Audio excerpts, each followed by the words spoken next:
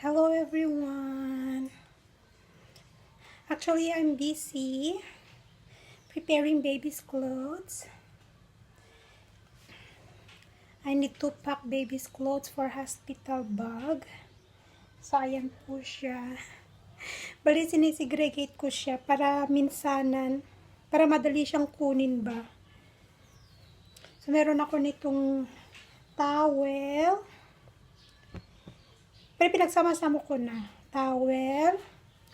All over. Yan. Meron siyang cup. At saka mittens.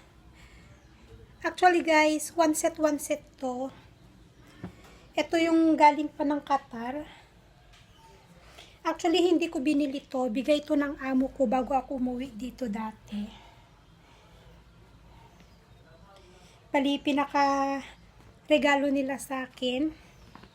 Actually, lahat ng gamit ng baby ay galing talaga sa kanila. Hindi ko siya binili. Wala akong binili ni isa na gamit ng baby.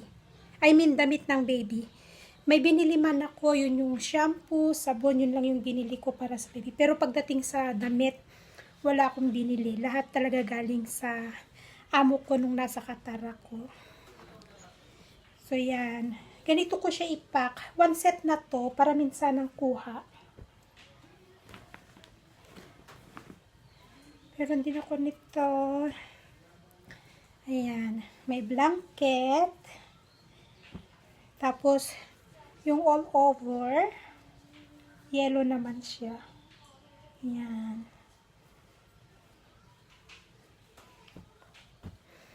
Tapos, meron din siyang socks.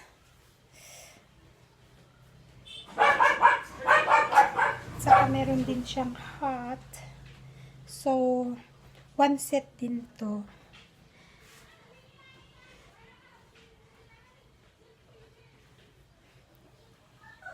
Ayan. Pero, wala siyang mittens. So, kuhanan ko siya ng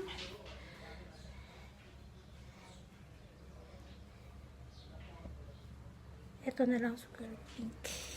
Yan.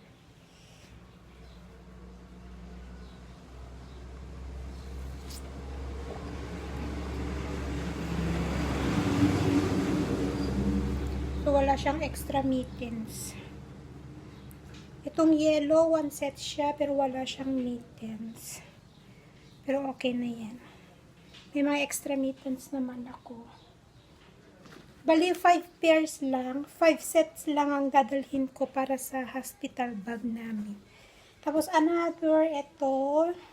Puro, yung kulay niya, guys, puro unisex. Kasi, hanggang ngayon kasi, hindi namin alam kung ano yung gender ng baby. Kasi nga, dito sa Nepal, bawal sabihin kung ano yung gender ng baby. Tapos ito, ganitong kulay naman. One set din siya, ganito. Puro siya all over. Tapos, ayan. May mittens, may socks. At saka meron siyang hat. Meron ding bib. May bib din siya, nakasama. So, yan. One set din to.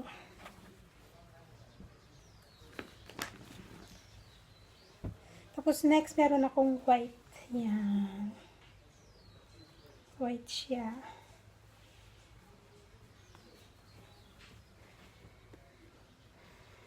Tapos,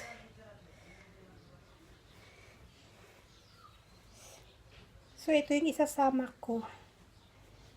Actually, guys, ito, natutuwa ako kasi yung amo ko dati sa Qatar, talagang ang bait niya sa akin. Talagang nung nalaman niya na buntis ako, siya yung excited na nagbibili ng damit ng mga bata kaysa sa akin dati. Kakatuwa. Saka yung lahat ng mga damit ng baby na bigay niya sa akin, mga branded. Galing siya sa Mother Care, ganyan. Sa Junior. Tapos, Giggles. yung mga brand ng mga damit na binigay sa akin. Tapos ito, another, tapos yan. Bali, one set siya.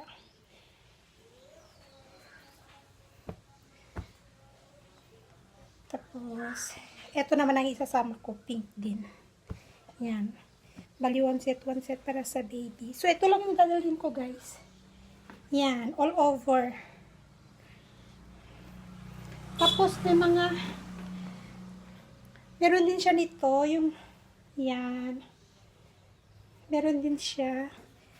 Tapos, eto, one set din kasi to, one set din. Yan. Tapos, may bib. Tcharam! Nakaka-excite lang. At itong nakakatuwa, may panty. Ang lit ng panty. Ang cute. Ang cute-cute ng panty. Yan. At saka may ito, pair siya. Bali, one set yan. Tapos may mga malilit na towels para sa baby. Ayan. May malilit na towels. So, yun guys. Ito lang ginawa. Actually, kahapon, nilabhan ko siya para malinis. Kasi matagal na naka-stack kasi sa bag.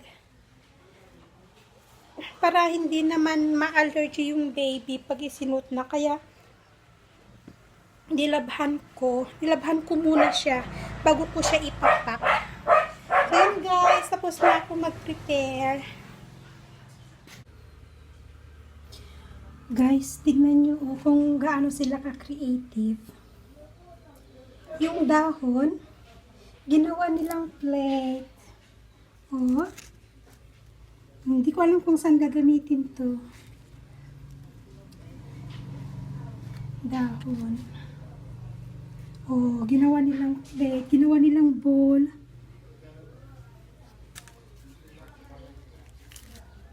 Gagaling nilang gumawa ng ano. Dahon lang to. Dahon ng puno na nasa may harapan. Oh, galing no? Ang creative nila. So yun guys, gabi na naman. 6:30 na dito. At sobrang init. Kahit gabi na dito, may init pa din. Tingnan nyo, oh, pawis ko. So yun lang yung ganap ngayong araw na to guys. Nag-prepare lang ako ng damit para sa baby. Nilagay ko siya sa bag. Tapos na. Yun lang. See you to my next video. Bye guys. Thank you for watching.